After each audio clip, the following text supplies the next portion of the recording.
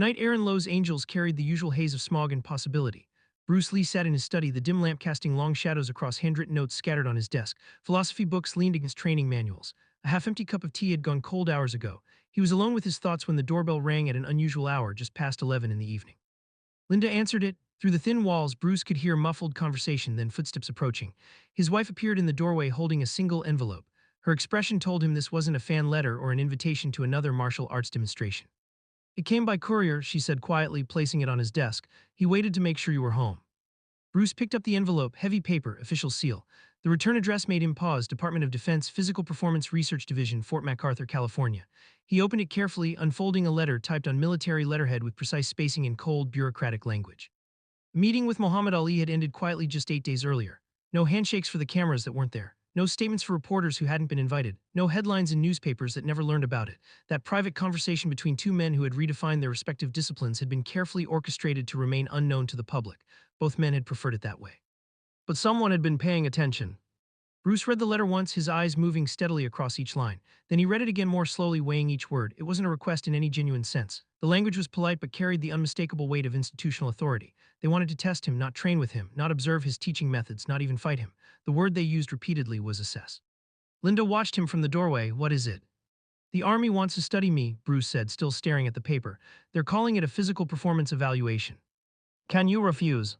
Bruce set the letter down and leaned back in his chair. The wood creaked softly. Outside, a car passed by, its headlights sweeping across the window. "I could refuse," he said after a long pause, "but then I'd always wonder what they wanted to know and why."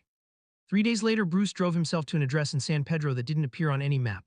The directions in the follow-up letter had been extremely specific: which gate to enter, what time precisely to arrive, which building to approach. He was told to come alone and to bring only identification. No cameras, no witnesses, no training equipment. The facility looked nothing like a traditional military base. It was a converted research complex, surrounded by chain-link fencing that seemed newer than the buildings it protected. Guard stations flanked the entrance, manned by personnel who checked his identification with the kind of thoroughness that suggested they'd been briefed about his arrival. One of them made a phone call, speaking in codes Bruce didn't recognize, before waving him through. He parked in a nearly empty lot and walked toward the designated building. The structure was purely functional, all concrete and steel with narrow windows placed too high to see through from ground level. The door opened before he could knock. A man in his 40s, wearing military fatigues without any visible rank insignia, gestured him inside without introducing himself. "Mr. Lay, this way, please." The interior was precisely what Bruce had expected, and somehow worse than he'd imagined. Fluorescent lights hummed overhead, casting everything in a flat, shadowless illumination that made it difficult to judge depth or distance. The walls were painted institutional white, unmarked except for occasional numbered placards that meant nothing to anyone who didn't work there. The floor was polished concrete that echoed with each footstep. There was no decoration, no personality, nothing that acknowledged human comfort or aesthetic preference. They walked down a corridor that turned twice, passing several closed doors that offered no indication of what lay behind them. Bruce counted his steps unconsciously, a habit from years of studying spatial awareness. 47 steps from the entrance, 2 turns, both 90 degrees, one security camera at each intersection. The building was designed to be disorienting. The man leading him finally stopped at an unmarked door and opened it to reveal what could only be described as a laboratory disguised as a gymnasium. The space was large, perhaps 50 feet by 70, with a ceiling high enough to accommodate vertical movement exercises. But unlike any training facility Bruce had ever seen, this room was filled with equipment that belonged in a hospital or research institution. Monitoring devices lined one wall. Cameras mounted on adjustable arms could apparently track movement from multiple angles. Pressure sensors were embedded in sections of the floor. A complex apparatus that looked like a combination of a punching dummy and a scientific instrument occupied one corner. 5 men waited inside, 3 in military uniforms and 2 in white lab coats. None of them smiled. One held a clipboard thick with papers. Another stood beside a laptop computer connected to several of the monitoring devices, an unusual sight in 1974 when such technology was still largely confined to universities and government facilities. The man with the clipboard stepped forward. He was older than the others, perhaps in his mid-50s, with iron-gray hair cut military short and eyes that assessed Bruce with the detached interest of someone examining a specimen. His voice carried the flat affect of someone who had delivered similar briefings many times before. "Mr. Lee, I'm Dr. Harrison. I lead the Physical Performance Research Division. You're here because certain parties in the Department of Defense have questions about human capability thresholds that conventional testing methods haven't adequately answered. Your name came up during a review of exceptional performance cases." Bruce said nothing. He simply waited, his posture relaxed but his attention completely focused. Dr. Harrison continued, "We don't believe in myths here, Mr. Lee. We don't believe in legends or reputation. We believe in measurable, repeatable data.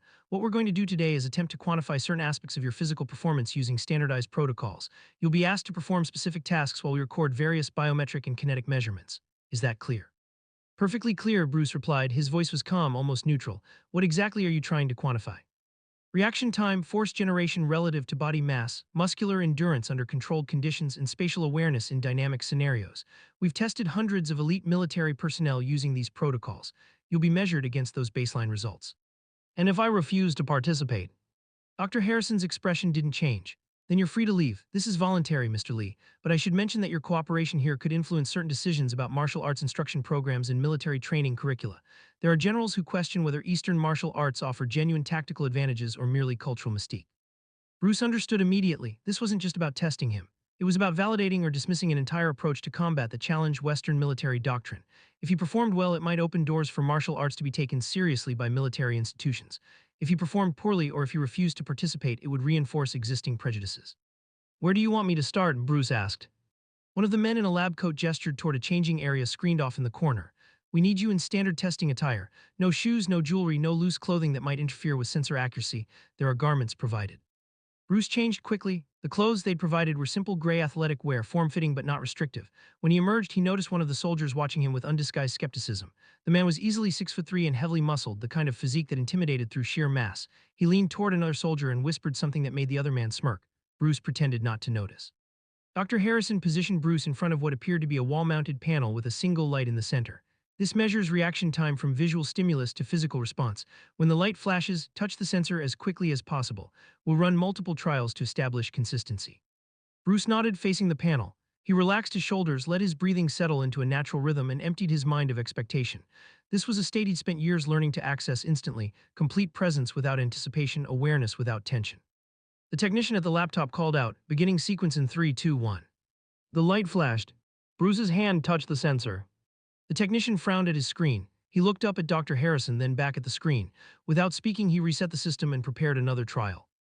Again the light flashed. Again Bruce responded. The technician's frown deepened into something closer to confusion. He ran the test a third time, then a fourth, then 5 more times in rapid succession.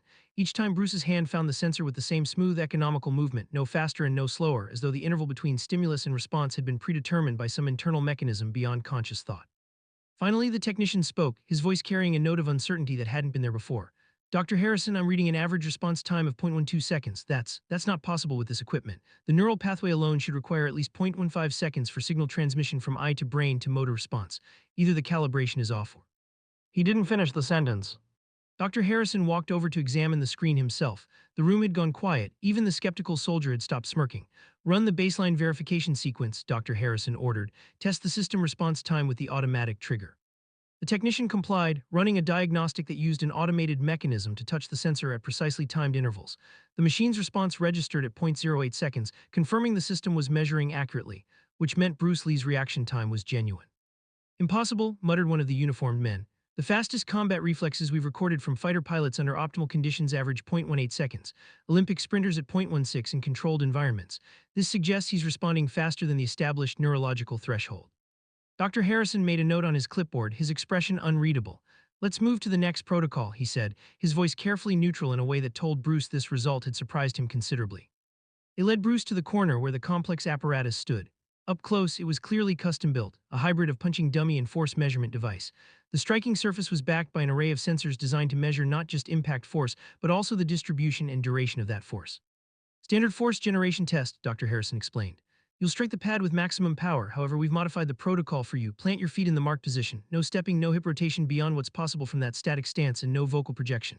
We want to isolate the force you can generate from upper body mechanics alone without momentum or technique amplification. Bruce examined the apparatus. They were deliberately constraining his movement, trying to strip away the efficiency of technique to measure raw physical power. It was a reasonable scientific approach, but it fundamentally misunderstood the nature of what he'd spent his life developing. True power didn't come from muscle alone, but from the unified coordination of every element of the body, the precise timing of tension and relaxation, the ability to transfer force through the entire kinetic chain in a fraction of a second. But he would give them what they asked for. Bruce positioned himself according to their marks, feet shoulder-width apart, facing the pad directly. One of the soldiers watching was clearly a boxer based on his stance and the way he evaluated Bruce's setup. The man crossed his arms, visibly doubtful that someone of Bruce's size, approximately 5'7" and weighing around 135 pounds, could generate impressive numbers under these constraints. Ready when you are, Dr. Harrison said. Bruce breathed in slowly, expanding his lungs completely. He let the breath settle, feeling his body's weight distributed evenly through his feet. His right arm hung relaxed at his side, his left positioned slightly forward in a neutral guard. He wasn't thinking about power or trying to summon aggression. Instead, he focused on a point 6 inches beyond the striking surface, imagining his fist traveling through the target rather than stopping at it. He exhaled sharply and struck. The sound that echoed through the room wasn't the dull thud of flesh hitting padding. It was a sharp, penetrating crack that made everyone present instinctively flinch.